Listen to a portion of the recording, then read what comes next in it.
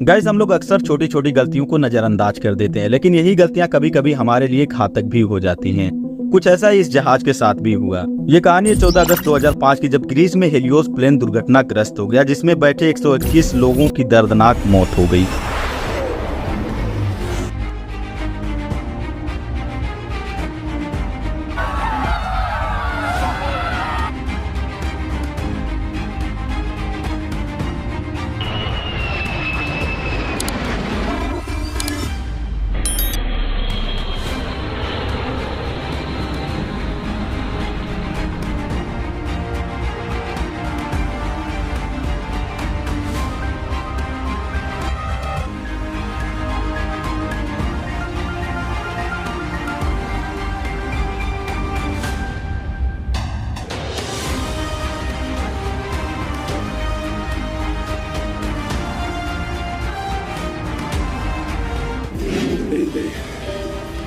Flight 5.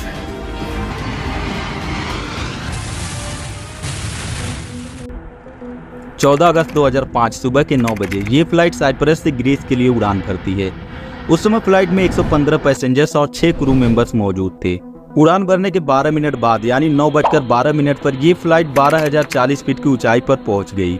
इस ऊंचाई पर पहुंचने के बाद अचानक से इस फ्लाइट में एक अलार्म बजने लगता है। जब इस अलार्म की जांच की गई तो पता चला कि ये alarm take off configuration warning का था, जिसे देखने के बाद दोनों पायलट हैरान हो गए, क्योंकि ये अलार्म तब बजता है जब प्लेन ग्राउंड पर होता है और उड़ान भरने के लिए तैयार नहीं होता है। जिसके बाद पायलट ने एटीसी से संपर्क किया। पायलट अभी एटीसी को ये सब बता ही रहे होते हैं कि तब तक प्लेन में कई सारे अलार्म एक साथ बजने लगते हैं, जिसकी वजह से पायलट की आवाज एटीसी तक ढंग से नहीं पहुंच पा रही थी। और साथ ही प्लेन का मास्टर कॉशन अलार्म भी बजने लगता है, जिसका मतलब ये है कि प्लेन के कई सारे सिस्टम एक साथ ओवरहीट हो चुके हैं। जिसके बाद प्लेन में अफरा तफरी मच गई और थोड़ी ही देर में पैसेंजर्स को सांस लेने में दिक्कत होने लगी।